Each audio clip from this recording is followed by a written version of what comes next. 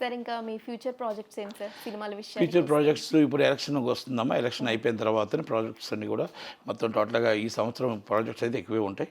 మీకు అసలు ఎలాంటి సినిమాలు తీయాలని మీకు ఇష్టం సార్? నాకు మాస్ పిక్చర్లు తీయాలని ఉంది.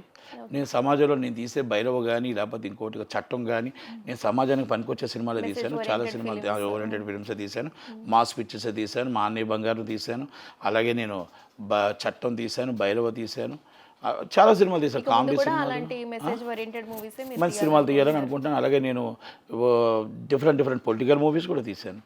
డిఫరెంట్ మూవీస్ కొలవర్ 3 తీసాం, సూపర్ హిట్లు తీసాం, సూపర్ ఫ్లాప్లు కూడా తీసాం, అన్ని సినిమాలు. కానీ సినిమా ఇండస్ట్రీలో మాకు సినిమా ఫ్లాప్ అయినా ఒకటే ప్రేమిస్తాం, హిట్ అయినా ఒకటే ప్రేమిస్తాం. ఫ్లాప్ హిట్ కాదు, ఎక్కడ తప్పు చేసామని తెలుసుకుంటాం అంతే. ఇద్దరు సినిమా అందరితో సినిమాలు చేశాను నేను. కనుక నెక్స్ట్ ఇప్పుడున్న హీరోలతో ఏ హీరోతో సినిమా చేయాలి, నాకు అందుబాటులో ఏ హీరో దొరుకుతాడు అనేది కథలు నడుస్తున్నాయి.